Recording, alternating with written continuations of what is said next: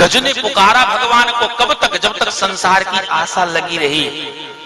लेकिन जब गज को लगा कि नहीं हमें कोई नहीं बचा सकता, तो गोविंद को पुकारता है, और गोविंद को पुकारा तो गोविंद दौड़े। सूरदास जी ने एक पद में लिखा, हार रहे भवन बीच थी रहे गजेंद्र पास।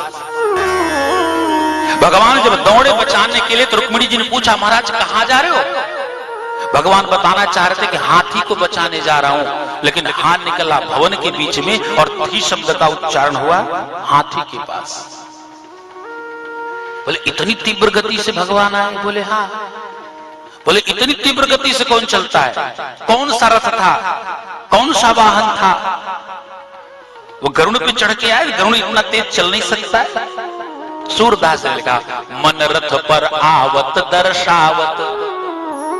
भगवान अपने वो सही सुग्रीव पुष्कल वलाहक, ये जो उनके तीव्रगामी घोड़े हैं उनको नहीं लिया, गरुड़ को नहीं लिया। बोले भगवान अपने मन रूपी रथ पे चढ़ के आए, और मन से तीव्र गति किसी की नहीं हो सकती। भगवान मन के रथ पे दौड़ के आए और भगवान ने गजेंद्र की रक्षा की है। विचित्र कथा है। भगवान को बुलाया किसने? हाथी। भगवान आए किसको बचाने के लिए? हाथी। और भगवान ने हाथी से पहले किसको बचाया? जो हाथी को पकड़ के बैठा था जल, वो जो जल जंतु था, जो मकर था, भगवान ने अपने सुदर्शन चक्र के द्वारा पहले नक्र के टुकड़े टुकड़े किए। तह पठए जहां डर न खसन की। भगवान ने हाथी का उद्धार पहले नहीं किया, पहले किसका उद्धार किया? पहले उस मगर का उद्धार किया।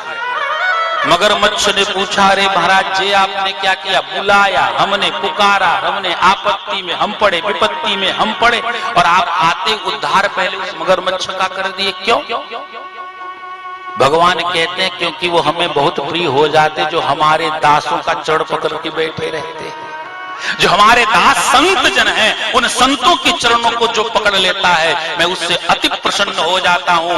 हे हाथी, तुम्हारे चरणों को पकड़ने वाला जो मगरमच्छ था ना, क्योंकि तुम्हारे चरणों को पकड़ा था, इसलिए हम ज्यादा प्रसन्न हो गए। तो भगवान की सेवा करोगे तो भगवान तो प्रसन्न हो ही जाएंगे, पर भगवान के भक्तों के चरणों को अगर पकड़ के रखोगे तो भगवान तुम्हारे ऊपर जल्दी कृपा करते हैं।